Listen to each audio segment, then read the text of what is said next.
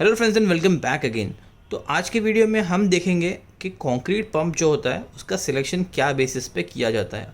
और ये दोस्तों बहुत ही इंपॉर्टेंट चीज़ है। अगर आप एक प्रोजेक्ट के इंचार्ज हो या फिर आप एक इंजीनियर भी क्यों ना हो, तो आप एक जब नया प्रोजेक्ट को स्टार्ट कर रहे हो तो it is very important to know कि what type of concrete pump you have to select for your project. तो ये बहुत सारी चीज़ों पर डिपेंड करता है दोस्तों। हम लोग ये सब कुछ देखेंगे कि क्या क्या उसके फैक्टर्स जो है सिलेक्शन को इफ़ेक्ट करते हैं, किस तरह से वेरिएशंस आते हैं पंप के अंदर, वो सारा कुछ हम देखेंगे। तो सबसे पहले हम डिस्कस कर लेते हैं कि इंपॉर्टेंट क्यों है, मतलब इतना सिलेक्शन क्यों करना है। मैं मार्केट में जाके कोई भी पंप लगाकर कंक्रीट तो कर सकता हूँ, तो लेकिन इसमें क्या क्या चीज़ आती है जो हमें जानना बहुत ही ज़रूरी होता है। दोस्तों सबसे पहली चीज़ होती है it helps to decide the concrete pressure. तो कंक्रीट प्रेशर जानना बहुत ज़रूरी है कि उस कंक्रीट पंप का मैक्सिमम प्रेशर कितना है एक्सर्ट कर सकता है वो कंक्रीट के ऊपर, क्योंकि आपको किसी लेंथ पे आपको पंप करना है। आपका एक पॉइंट जो पंपिंग जहाँ पे आपकी गाड़ी खड़ी होगी कंक्रीट की, वो एक पॉइंट कहीं एक जगह होगा और आपका जो पंपिंग प्लेसिंग पॉइंट होगा वो बहुत दूर भी हो सकता है। तो उतने दूर पे कंक्रीट का जो प्रेशर, पंप का जो प्रेशर है वो वहाँ पर थोड़ा ड्रॉप हो जाएगा। तो आपको ये जानना ज़रूरी है कि कंक्रीट का जो प्रेशर है वो कितना लगने वाला है at the place of pumping. ठीक है। दूसरी चीज़ जो दोस्तों इंपॉर्टेंट है, it helps to know the desired output. अबे आउटपुट क्या होता है दोस्तों? अगर सपोज आपको एक स्लैब कास्ट करना है जिसकी क्वांटिटी है 100 क्यूबिक मीटर, ठीक है, तो उस स्लैब को अगर आपको लेट सपोज अगर 100 क्यूबिक मीटर का स्लैब है, तो अगर आपको उसको 10 घंटे में कंप्लीट करना है तो आपको 1 घंटे में एटलीस्ट 10 क्यूबिक मीटर आपको क्या करना पड़ेगा, पोरिंग करना पड़ेगा। तो इसको बोलते हैं आउटपुट। इसको क्वांटिटी को हम लोग निकालते हैं मीटर क्यूब पर आवर में। ठीक है दोस्तों, इसको बोलते हैं आउटपुट। तो ये आउटपुट डिपेंड करता है कंक्रीट पंप के ऊपर ही। तो अलग अलग आउटपुट के पंप आते हैं, 20 क्यूबिक मीटर पर आवर का आता है, 40 क्यूबिक मीटर, इस तरह से क्या होता है कि अलग अलग कैपेसिटी के पंप आते हैं। ठीक है। तो पहले आपको क्या करना है, कंक्रीट का प्रेशर कितना चाहिए वो आपको डिसाइड करना है। दूसरा आपको डिसाइड करना है कि आपको आउटपुट कितना चाहिए डिपेंडिंग अपॉन आपका टाइम जो है, टाइम जो आपको जितने टाइम में कंप्लीट करना है पोर को, और आपकी क्वांटिटी के ऊपर। ठीक है। उसके बाद में दोस्तों it helps to decide the power requirements. Power requirement हर पंप का जो एक पावर होगा किलोवाट्स में जो हम लोग निकालते हैं वो होता है। तो जितना ज़्यादा पावर होगा उतना ज़्यादा कंक्रीट के ऊपर वो प्रेशर एक्सर्ट करेगा और उतना ज़्यादा आपको आउटपुट मिलेगा दोस्तों। ठीक है। अभी देखते हैं वॉल्यूमेट्रिक आउटपुट, जैसे मैंने आपको बताया वो क्या होता है। ठीक है दोस्तों, इसमें क्या करना है आपको, basically fix the output requirement first. आपको सबसे पहले क्या करना है, आपको आउटपुट डिसाइड करना है कि मुझे आउटपुट कितना चाहिए जहाँ पे मुझे प्लेस करना है। जैसे मैंने आपको बताया कि अगर आपको एक स्लैब कास्ट करना है, 100 क्यूबिक मीटर उसकी क्वांटिटी है और मुझे 10 घंटे में कंप्लीट करना है, तो मुझे 10 मीटर क्यूब पर आर का मुझे आउटपुट चाहिए। ठीक है। तो ये डिपेंड करता है आपका लोकेशन क्या है, हाइट क्या है, लेंथ कितनी है पाइपलाइन की, उसके ऊपर। तो सबसे पहले दोस्तों हम लोग क्या करते हैं कि एक थंब रूल अपना लेते हैं फॉर हाई राइज प्रोजेक्ट। जो हाई राइज होती है, बिल्डिंग्स होती है, टॉल बिल्डिंग्स, उसके लिए हम लोग मिनिमम दोस्तों कम से कम 20 से 25 मीटर क्यूब पर आर का आउटपुट अज्यूम करते हैं कि इतना तो मिनिमम चाहिए ताकि हमारा स्लैब कंप्लीट हो सके। और दूसरा दोस्तों लो राइज बिल्डिंग्स जो होती है, जैसे कि कमर्शियल बिल्डिंग्स होती है, फिर ब्रिजेस हो जाते हैं, डैम प्रोजेक्ट्स हो जाते हैं, उनकी हाइट कम होती है लेकिन जो एरिया होता है, एक्सपांड जो फुटप्रिंट होता है बिल्डिंग का बहुत ही ज़्यादा होता है। तो उस केस में क्या होता है कि क्वांटिटी जो आती है स्लैब वगैरह की बहुत ही ज़्यादा आती है। तो नेचुरली दोस्तों उस केस में आपको क्या करना पड़ेगा, आउटपुट थोड़ा ज़्यादा रखना पड़ेगा। तो यहाँ पर हम लोग अज्यूम कर लेते हैं आउटपुट 30 से 40 मीटर क्यूब पर आवर, जिससे कि आपका स्लैब टाइम पर कंप्लीट हो सकता है। ठीक है। उसके बाद में दोस्तों एक कुछ बेसिक हम लोग क्राइटेरियाज देख लेंगे। सबसे पहले जान लो कि अगर हाइट आपकी बढ़ती है बिल्डिंग की तो प्रेशर ड्रॉप होगा। प्रेशर ड्रॉप होगा तो क्या होगा दोस्तों, आपको वॉल्यूम जो आउटपुट मिलेगा लास्ट में, वॉल्यूम जो कंक्रीट का निकलेगा पंप में से, वो भी आपको कम मिलेगा। उसके बाद दोस्तों हाइट अगर आपकी कम होगी तो प्रेशर आपको ज़्यादा मिलेगा पंप से। अगर प्रेशर ज़्यादा मिलेगा दोस्तों तो आपको वॉल्यूम भी eight the place of pumping आपको ज़्यादा मिलेगी। ठीक है। अब देख लेते हैं कौन से टाइप के पंप्स अवेलेबल होते हैं। तो अगर मैं ओवरऑल सिनेरियो की बात करूँ कंस्ट्रक्शन में, तो 2 टाइप के ही होते हैं यूज़, बहुत सारे होते हैं, इसमें से मैं 2 की बात करूँगा जो आपको ज़्यादा देखने के लिए मिलेगा। सबसे पहला आता है दोस्तों बूम प्लेसर और दूसरा होता है स्टेशनरी पंप। अभी दोनों भी डिपेंड करता है कि जैसा आपका प्रोजेक्ट होगा वहाँ पर आपको यूज़ करना होगा। तो बूम प्लेसर जो दोस्तों होता है वो हमेशा जो लो हाइट की बिल्डिंग होती है उनमें यूज़ किया जाता है, क्योंकि वो उसकी लेंथ जो होती है, पर्टिकुलर लेंथ जो होती है वो डिफाइंड होती है। जो ट्रक के ऊपर माउंटेड होता है, उसकी फ़ोटो में यहाँ पे लगा दूंगा, आप देख सकते हो। ठीक है। जो ट्रक के ऊपर जब ये माउंटेड है तो ये इसकी लेंथ जो पाइप की होगी वो फिक्स होगी। तो ये जो कमर्शियल बिल्डिंग्स होती है, ब्रिजेस होती है, डैम वगैरह के लिए सबसे बेस्ट होता है। तो यहाँ पर आपको क्या मिलेगा, ज़्यादा वॉल्यूम मिलेगी बट प्रेशर आपको यहाँ पे थोड़ा कम मिलेगा इसके अंदर। ठीक है। उसके बाद में दोस्तों लो प्रेशर दोस्तों इसके लिए मैं बोल रहा हूँ क्योंकि उसकी जो पावर रिक्वायरमेंट होती है उसकी वजह से कम हो जाती है, इससे आपका फ्यूल कॉस्ट बच जाता है।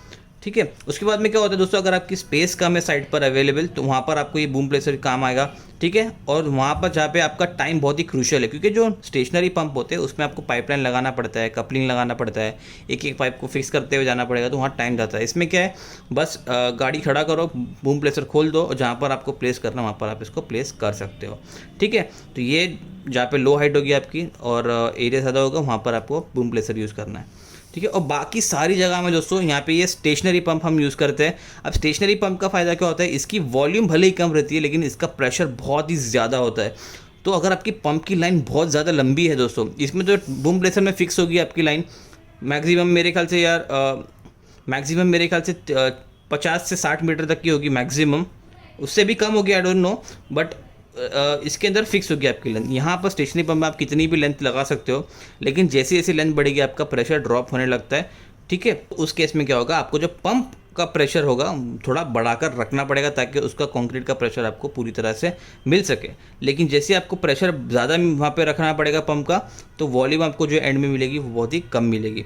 तो ये इस टाइप का पंप दोस्तों हम लोग हाई राइजेस के अंदर यूज़ करते हैं, जहाँ पे टॉल बिल्डिंग्स होती हैं वहाँ पर हम लोग इस तरह का पंप यूज़ करते हैं। और टनल्स के अंदर नेचुरली आप टनल्स के अंदर बूम प्रेशर यूज़ नहीं कर सकते हो। ठीक है। उसके बाद में जहाँ पर आपके अवेलेबल स्पेस बहुत ज़्यादा होगी तो वहाँ पर आपको स्टेशनरी पंप लगाने के लिए ईजी होगा। और सिमिलरली जहाँ पे आपको थोड़ा बहुत टाइम के अंदर आप कॉम्प्रोमाइज़ कर सकते हो तो वहाँ पर आपको स्टेशनरी पंप को यूज़ करना चाहिए। ठीक है। अभी ये आपको बेसिक समझ में आ गया रहेगा कि कहाँ मतलब बूम प्रेशर यूज़ करना है, कहाँ स्टेशनरी पंप यूज़ करना है। अभी आपका एक ब्रॉड कैटेगरी में आपने इन दोनों को डिवाइड कर दिया है। अब हम डिफाइन कर देंगे प्रेशर आपको कितना चाहिए फॉर सर्टेन हाइट। ठीक है। तो यहाँ पे कुछ अजम्पशंस आप देख सकते हो यहाँ पर। ठीक है। Volumetric output will depend upon the power and the pressure that is generated by the pump. तो पावर कितना जनरेट करता है पंप और उसके अगेंस्ट में कितना प्रेशर जनरेट करता है, उस पर आपका सब कुछ यहाँ पर डिफाइन किया जाएगा। ठीक है। सबसे पहले अजम्पशन क्या रहेगा, हम लोग स्टार्टअप प्रेशर लेंगे 20 बार का। ठीक है। 20 बार का स्टार्टअप प्रेशर रहेगा कंक्रीट के लिए। जब मतलब आपने पंप चालू किया, उसके अंदर कंक्रीट डाला, तो पहला पुश करना है आपको कंक्रीट को, तो 20 बार का प्रेशर आपको मेंटेन करना पड़ेगा। ठीक है। फिर दोस्तों for every 1 metre rise in the height vertically, मतलब जैसे जैसा अगर आप 1 मीटर ऊपर की तरफ आपकी पाइपलाइन वर्टिकली बढ़ती है तो उसको पुश करने के लिए 0.25 बार आपको प्रेशर लगेगा। ठीक है। 0.25 बार आपको प्रेशर लगेगा।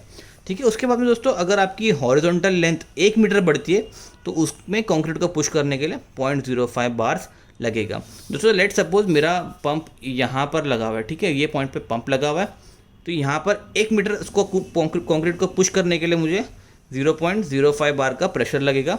और सिमिलरली मुझे 1 मीटर ऊपर की तरफ पुश करने के लिए 0.25 बार्स का प्रेशर लगेगा। उसके बाद में दोस्तों अगर आपके 90 डिग्री बेंड्स बीच में होंगे तो एवरी 190 डिग्री बेंड पे आपका 1 बार का प्रेशर आपको बढ़ाना पड़ेगा। ठीक है। उसके बाद में 45 डिग्री का बेंड होगा तो 0.5 बार का प्रेशर आपको बढ़ाना पड़ेगा। उसके बाद में दोस्तों अगर आपके पाइप के कपलिंग्स आ रहे हैं बीच में, तो जाहिर सी बात है यहाँ पर स्टेशनरी पंप में कपलिंग्स आएंगे ही बीच में, क्योंकि एक संलग्न पाइप तो होगा नहीं दोस्तों। तो यहाँ पर क्या होगा, टुकड़े में पाइप लगता है, उसके ऊपर कपलिंग लगती है। तो depending upon the length of your single pipe, 2 metre का होता है, 2.5 मीटर का आता है, अलग अलग लेंथ के आते हैं, 3 मीटर का भी आता है। तो उसके हिसाब से जो कपलिंग्स आपकी ओवरऑल लेंथ में होगी वो आएगी।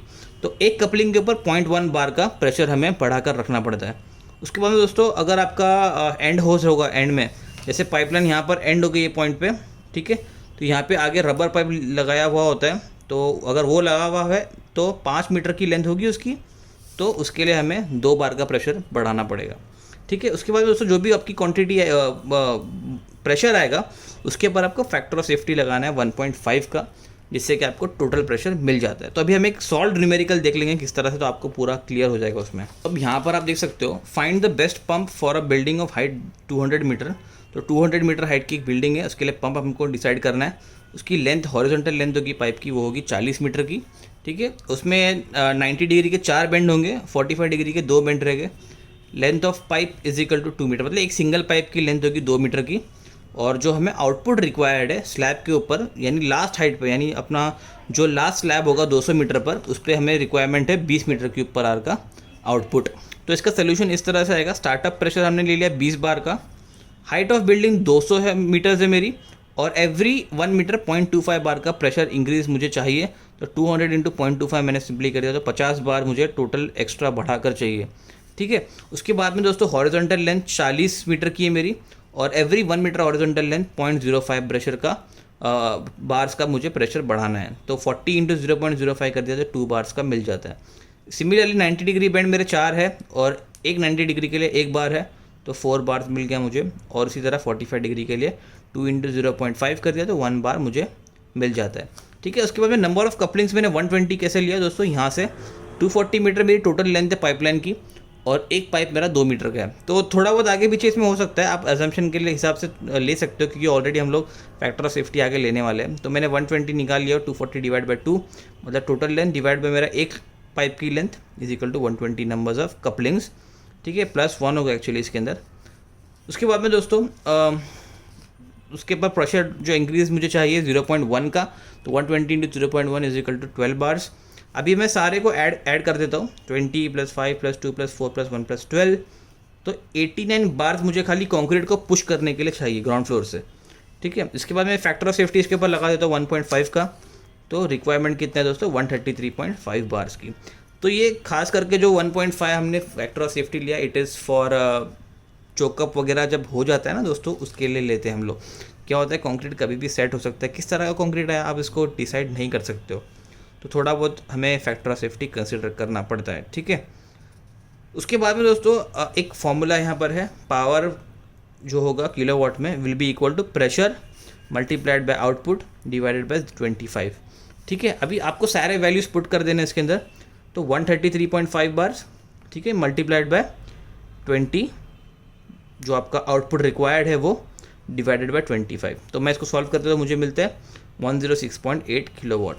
ठीक है, तो अभी आपको ये पावर का वैल्यू मिल गया 106.8 और आपको प्रेशर मिल गया 133.5। तो आपको सिंपली क्या करना है, ऐसा पंप चूज़ करना है जिसके ऊपर मिनिमम आपको जो पावर आउटपुट होगा वो होगा 106.8 का, और जो आपका प्रेशर होगा जो जनरेट होगा उसके अंदर वो होगा 133.5 बार या उससे ज़्यादा का।